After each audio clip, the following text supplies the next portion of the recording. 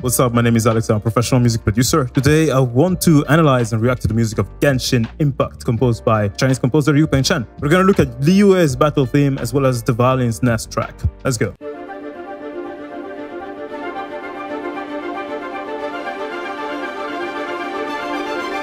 You don't love that. The way this starts is kind of similar to me in my mind to something like Last Surprise. At the beginning of this track, we have a certain ostinato that keeps on playing. When it repeats, it goes to a harmonization where it does this. You put them together.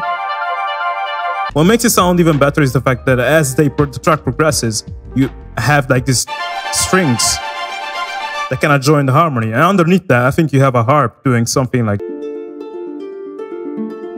The way the combination of woodwinds and harp feels is like a flutter of wind, which is why it sounds freaking amazing in the track, especially when it has all these interlinked notes that create an interesting texture. Kind of reminds me of also of the organ in Interstellar. They have similar textures there, which were pretty amazing to hear. There we go.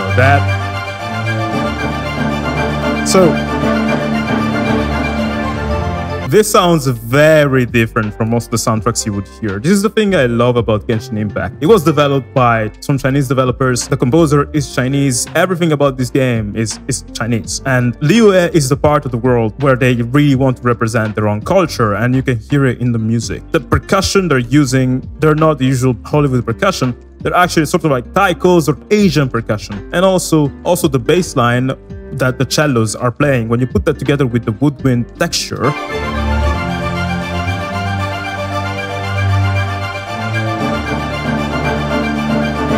that sort of melody in the bass line, you rarely hear this in Western music. While with Asian music, they try to go and do things a bit more interesting. The reason why I say that texture reminded me of Persona 5, by the way, is that in Persona 5, in Last Surprise, you have an intro where there's some strings playing an ostinato line that keeps on repeating to introduce you to the track. The difference between Last Surprise and this, that in Last Surprise it sounds jazzy and elegant. Here it sounds like freedom. Like we're in this vast space. And then there's this part, which I love it.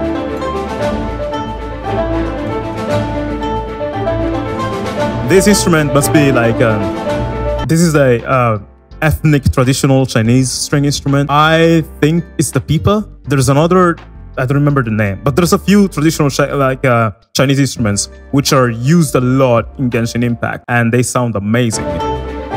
Again, sounds rare. You don't hear this often in normal JRPG music. And again, that's what you hear, but also there's like something else going on underneath that. Like, listen now.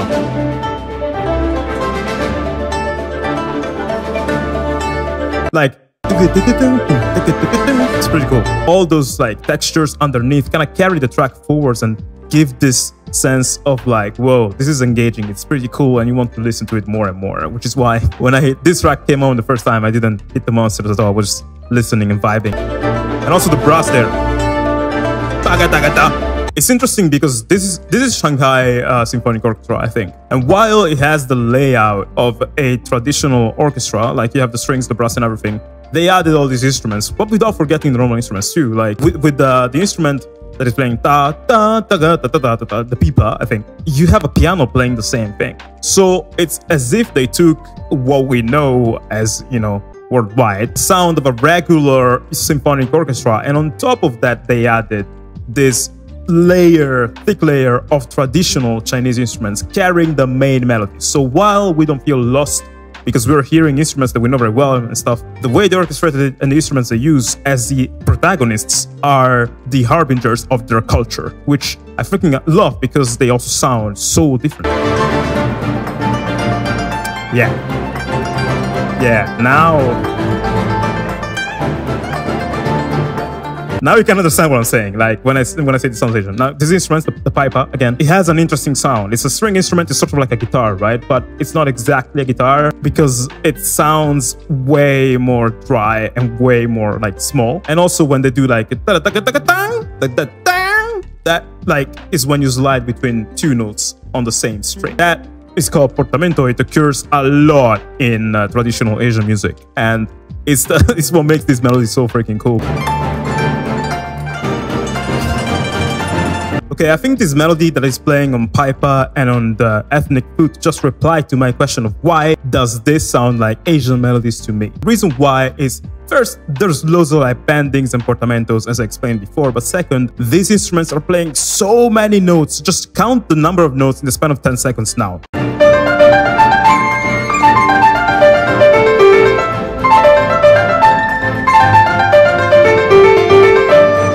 That way of writing melodies is quite uncommon. This, though, you're gonna hear it a lot in like traditional Chinese music, at the very least, I think. And also, what is so cool about this style of writing is that the harmony it implies is amazing. To explain you what I mean, just listen to the chords that are being put in this song. I'm gonna play them on piano so you can figure it out.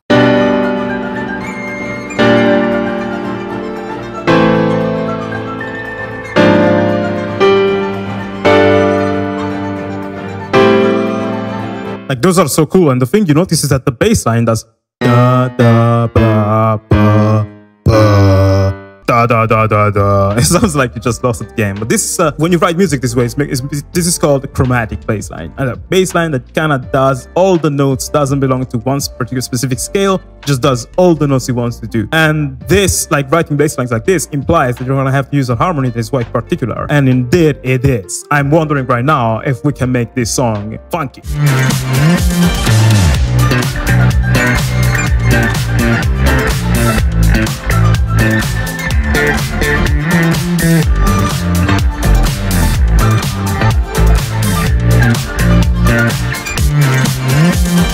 Well, that should speak for itself. And I love all these notes in the melody. So right now, in the flute, that thing right there, it's like taking these two notes, 1 and 2, and doing that. It comes out very nicely on woodwinds. It's called trill. But what I love the most is, you know, the notes in the main melody that are just there for embellishment. Like, that's like, instead of doing this note by itself, they do, which is like ba da da, and it's like this melody is full of those super short notes that are added there just for embellishment. Those are called grace notes, and it's something everyone uses, but I find that this soundtrack uses them a lot. Without the grace notes, this wouldn't sound as amazing. It's freaking great. And this, like, bro, this is a freaking Studio Ghibli movie top tier quality orchestration. It's like, I love how this sounds like free, like we're just soaring in the sky, and it's because of those woodwinds. Woodwinds are so rare in orchestral music for movies in Hollywood nowadays. So when I hear them here, I'm like, oh my god, it's been such a long time ever since I heard such great woodwinds. And that sort of woodwind texture is sort of like the foundation. The thing that makes us fly, though, is the melody in the choir and strings. This is strings and choir.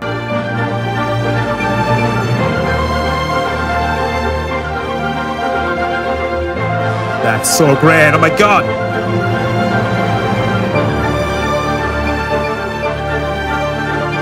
And I love the harmony that keeps on changing. So the cool thing is the track is doing is like, it's not like shying away from this ostinato that it played at the beginning of the piece. Like taka taka taka taka taka taka, like that ostinato, that shape stays, but now it's kind of moving it around. So to change the harmony to give the melody more space to kind of go to other notes and give us other types of emotion. This is why I say it feels like flying. And that's kind of like what happens when you have a cool harmony that goes along with the melody. I'm trying to explain this in a way that non-musicians will understand. So that's why it sounds a bit dumb, but actually that's what's going on, man.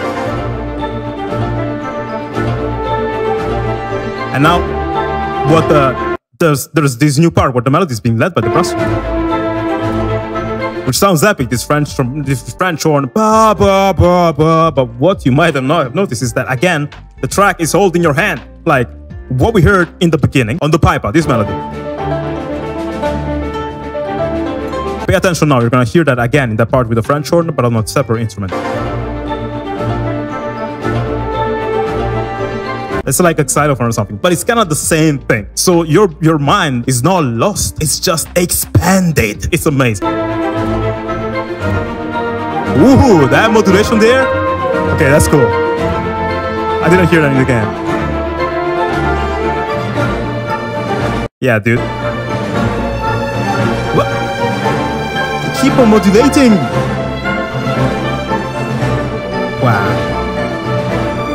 A modulation is kind of like when a track changes phase harmonically in a way where you weren't expecting that. The track keeps on doing that. This kind of reminds me of Masashi Yamahuzu, like from Final Fantasy 13 and 7 Remake and stuff. It's amazing. Wow. Yeah, that's a winner. But Genshin Impact doesn't stop there. It also does emotional tracks quite well. I don't know if you actually reached the Dvalin's nest, but the track that plays there, oh my lord. Oh my lord. It's sort of like an adagio or something that sounds very somber. And it plays in this map full of desolation. And it kind of goes like this. Can you feel the pain and despair that is being represented right now? So the cool thing about Dvalin's Nest, the thing this song is trying to represent is the pain, the internal struggle of a certain dragon. Dragons live for hundreds of years, so this is a pain that is very ancient. And this dragon is old now, but the way it sounds with this sort of lament on the vocal here, for me, it's in between a female vocalist, but it could also be the vocal of a young kid, because when we're kids, we can reach this super high tone. So there's actually boys choir that actually sing on these sort of songs in the orchestra sometimes. So this morning, if it's sang by a boy, it's sort of like telling us the pain that this dragon is feeling goes back to his childhood. And even though he's like thousands of years like old or whatever, he still has that kid inside that has been hurt. And that's I don't know, that's just theory crafting at this point and musically, but that's cool. And also I love the fact that, the track is kind of cluttered here with the strings and stuff. And then here, the whole orchestral arrangement stops completely, and all you hear is the somber, sad piano notes and the lament of the dragon portrayed by the vocals, essentially showing that he's been left alone by everyone. The whole orchestra has left me to my feels, the piano, and my tears, the vocals. So that's amazing. This is a very beautiful piece of music throughout, but the meaning behind it is represented in the choice of instruments. Not only in the melody, in the choice of the instruments themselves. That is, I don't know, that's amazing.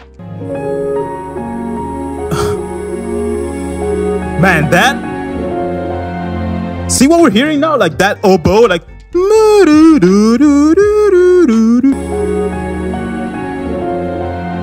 You know who uses oboes like this much to create feels? Yoko Shimomura. In fact, if you take this track and rearrange it, you take that solo vocal and you rearrange it to solo violin or something, this could totally sound like a Yoko Shimomura track. Also, Nobuo Uematsu uses oboe like that, but those are the only two composers I can think of that use oboe in this beautiful way in JRPGs and stuff. So this is so nostalgic to me because that's the music of my childhood. Not that I had a sad childhood, it's just, Kingdom Hearts music and Final Fantasy music is fucking legendary. But yeah, that's great and that's rare. It's fucking amazing.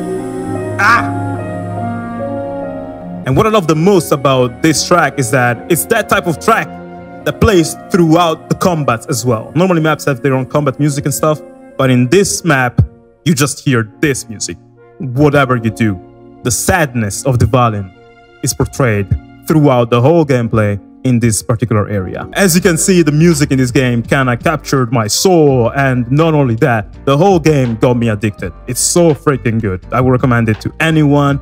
And I hope this video was used vibing for the most time. I always try to teach you guys something new when I analyze video game music, which happens all the freaking time on this channel. If you want to see more of that, subscribe. But sometimes I just vibe.